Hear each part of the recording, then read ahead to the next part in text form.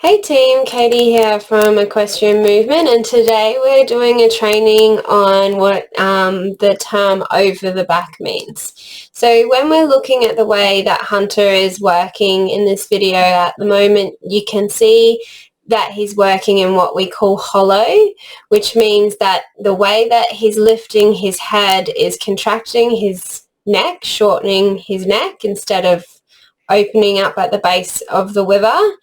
It means that he's still pulling with his chest and shoulders to develop for forwardness. His balance is still in his underneck, and a lot of it is still in his forehand, but some of it is coming from behind, and some of it is his back is starting to work. So you can see on the changes here, there's no bend, there's no change of lateral flexion.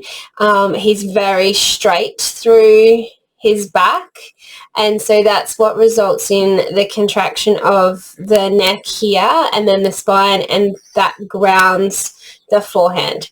And so this is where our green horses work, like if we're talking green broken horses, but we can also be talking horses that are educated and have had like quite a few years of riding under their belt, but they're not learnt how to work over their back yet.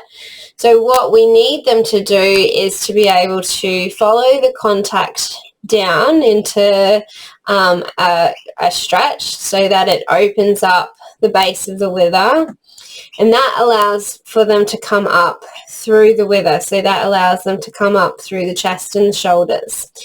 And so there's quite a lot of exercises for the horse that go into their what they need to be able to work over the back. So to create the longitudinal suppleness required for over the back, there's quite a lot of lateral suppleness needed, but there's also quite a lot of strength needed to stack the spine for alignment so that they are stronger in their posture as they lengthen their neck.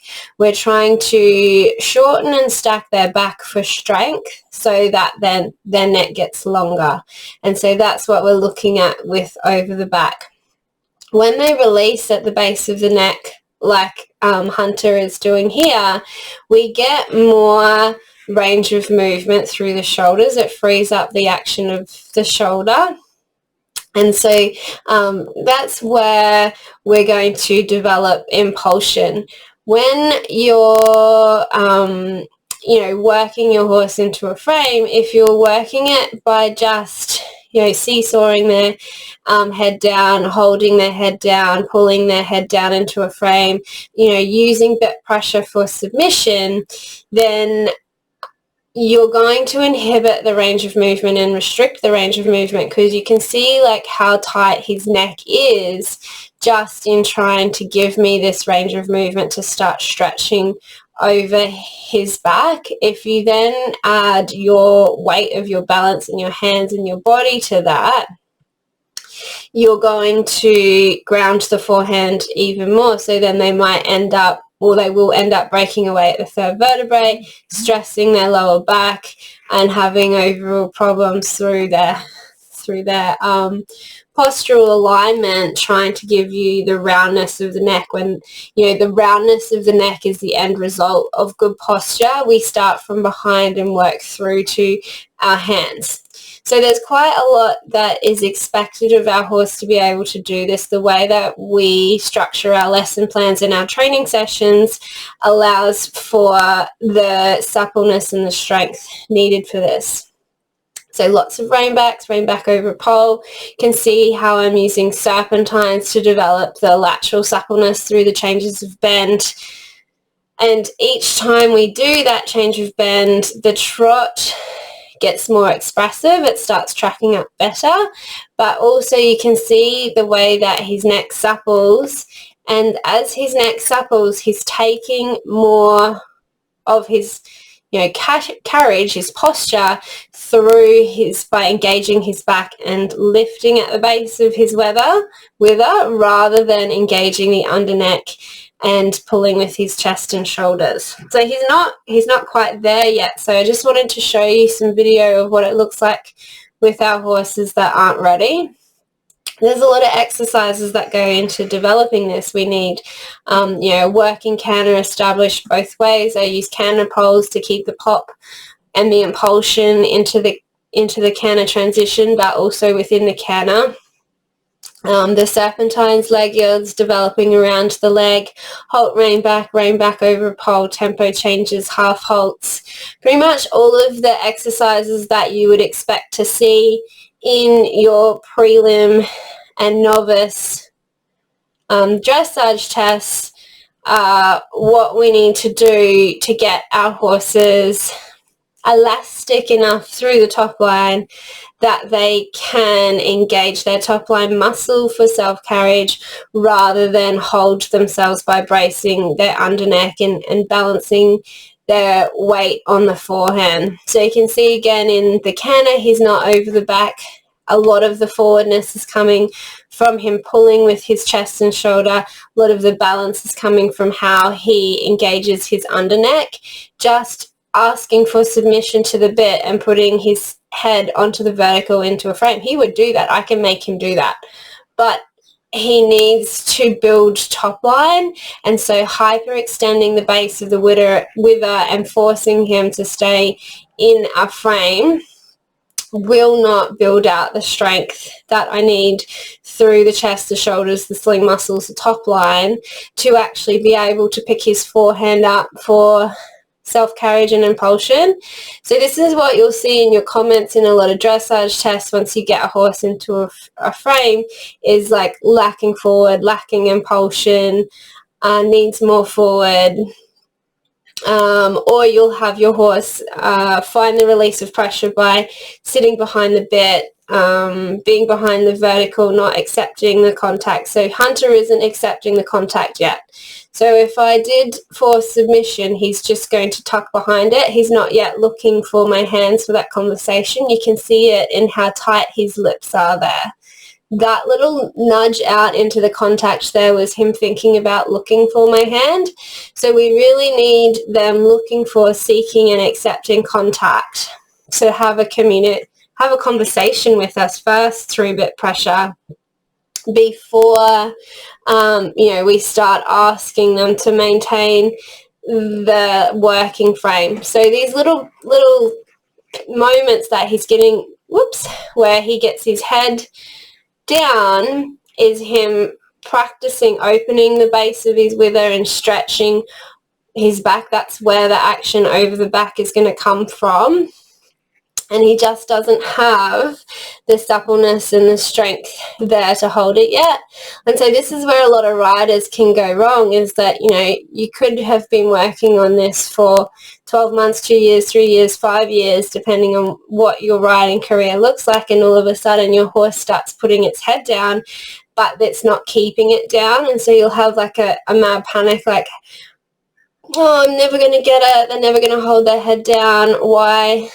That was a really nice example of over the back there. So watch the way that he comes over this pole into the canter here, the way that he comes up through his back to come over the pole. So this is another reason why I like doing canter transitions over the pole.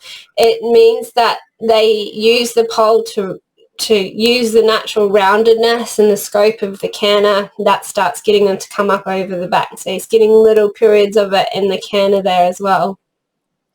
So the big exercise that kind of pulls it all together once they've got their lateral working around the leg established is the spiral, because the spiral really gets the shortening and the lengthening of the stride and the mobility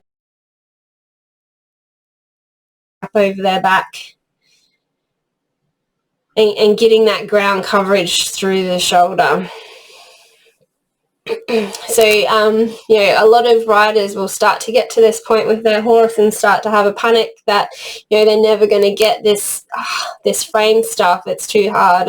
And so end up like trying to hold them when their head goes down. And so, once a horse starts softening their back and coming over the back, they can only hold it for a stride or two. And so we're building out the length of time that they can do that for. So Hunter is giving me like a stride or two here and there. We want those strides to come more often, and we want those stride to start going from 2 to 3 strides to 3 to 4 strides and 4 to 5 strides until like it's just part of his natural gait.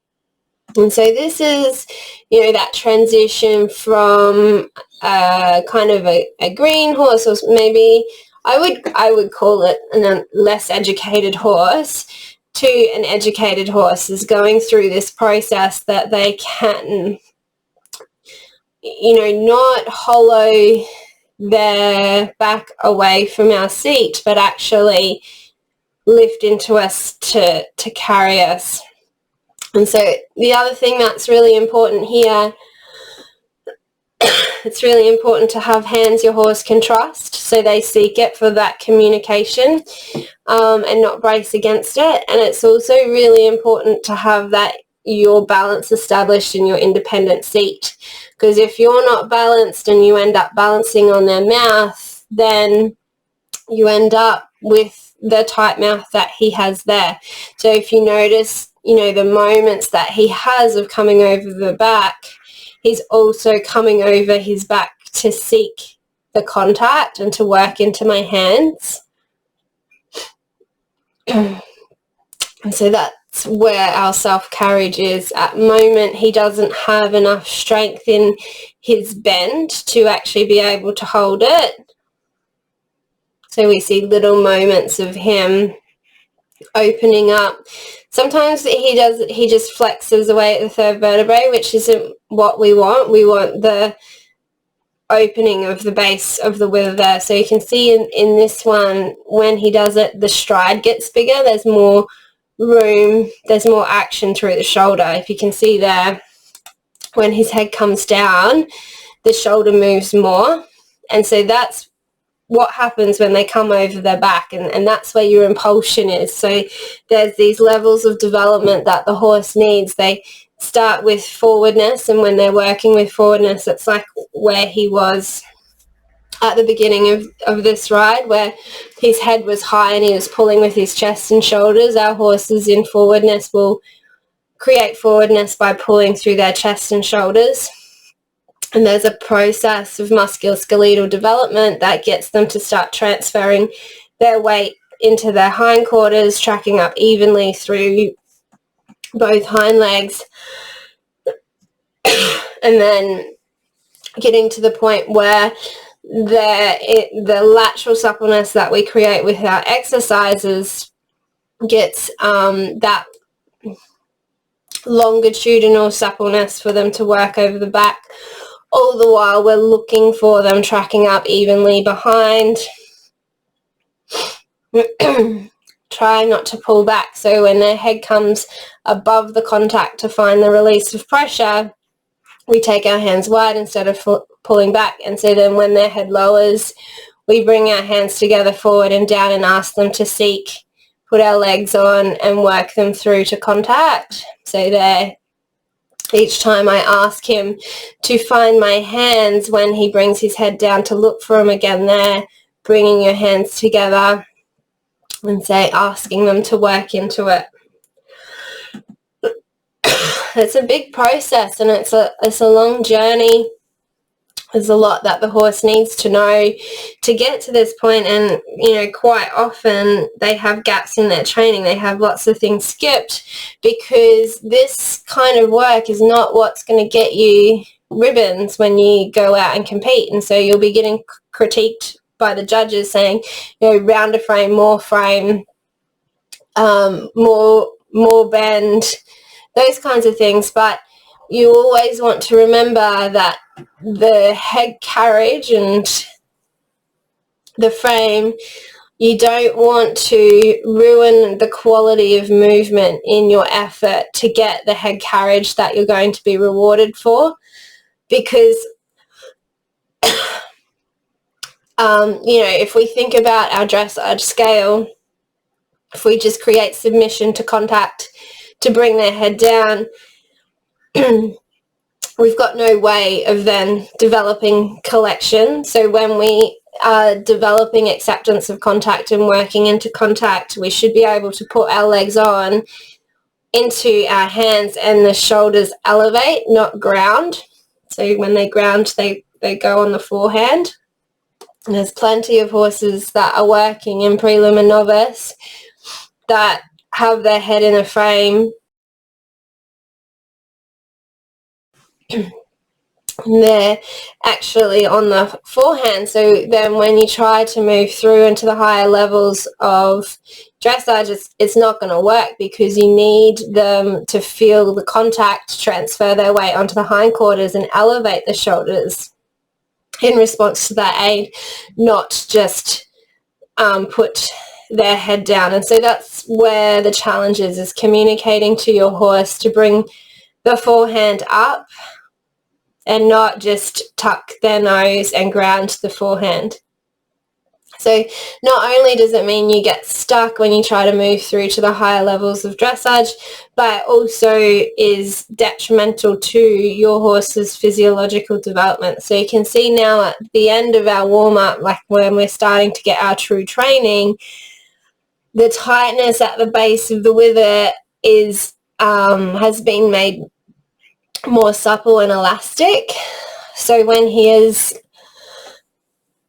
trying to give to contact, he is actually pulling his forehand up through the base of his wither. Not every time though. So we're trying to avoid just getting submission to contact, and we're trying to get that forehand to elevate.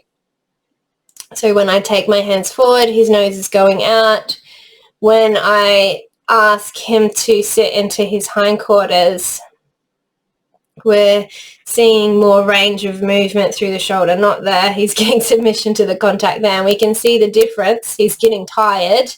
We can see the difference now in that he's flexing away at the third vertebrae and going behind the bit instead of traveling through to the contact. So what we're trying to do is we're trying to create equal amounts of engagement to lift to contact. If you just bring their head down, the frame gets too deep, and so the forehand grounds, and we just get rotation of the pelvis, which is what creates the bucking, the rearing, the bolting, the pain through the back. Is we need this pelvis as straight and strong in the sacroiliac joint as we can get it. So getting little moments here now where he's going back out to the contact. And so just remembering also, like, the reason why your horse lifts its head is so that it doesn't trip over its front leg. So he's bringing his head down, it puts him onto the forehand. He can't continue maintaining forwardness without tripping over his toe. So he's lifting his head up to get his shoulder out of the road. And so that's why the strength training is just as important as the suppleness. So if we just spend all our time on serpentines and leg yields, we don't get the strength we need through the shoulders. So we also need to do lots of pole work, canter lead transitions, where we're starting to to train the bulk of the shoulders as well. The shoulders are always the last thing to develop. So when you think things are coming together, it's normally the hindquarters that are starting to work. So this is a little period there of what it looks like when they're over the back. So his mouth is seeking my hands, and the energy is connected. And so what's that, like 3 strides? So this is just his entry-level training. And I wouldn't want to take this out to compete.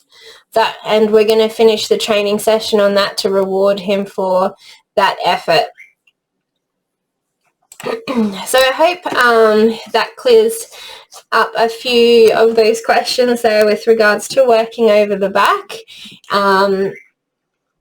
We have this full training process laid out in our membership. You can see the link to the membership there, www.equestrianmovement.com/The Arena Grande. That is where we've got these lesson plans laid out, how to get your horse to work into seek and accept contact without seesawing on their mouth, pulling their head down, using your tools to hold their head down. We also talk about if your horse is already working with submission to contact instead of acceptance of contact, and how to get them back up again into your hands, so that if you are getting stuck in like your prelim and novice levels of dressage and you want to move through to elementary, you've got a way of working your horse so that you can start working towards collection. But also, if you're just trial riding and you want to optimize your horse's soundness, we do a lot of work on how to ride your horse for structural soundness and alignment of the spine. That is really the part that, makes sure that your horse can continue in their career. When we start to see twists through the spine, that's where the movement gets inhibited, and that's where we end up with our training blocks when we're trying to do our dressage. So if you want that, it comes with all of the aids through to lengthen. So circles, forwardness, tempo changes, throughness, seeking the contact, acceptance of contact, flexion, re-engaging the outside hind, all of the aids that you need to get you to that place of being ready to ask for collection. It's got the lesson plans laid out so that you don't even have to think about it if you're combining your exercises correctly. We've got all of our groundwork exercises that develop the mental relaxation for the physical relaxation to come to work physically work over the back. And then all of the exercises that we use to teach acceptance of contact, working into contact, so that then when you go to ask the horse into self-carriage, instead of grounding the forehand and flexing away at the third vertebrae, they engage their sling muscles and come up through the base of the wither into contact. So if you have any questions about that, feel free to just email us, DM me, any way that you prefer to reach out, and we can have a chat and see what would work best for you and your horse. Thanks for watching. Bye.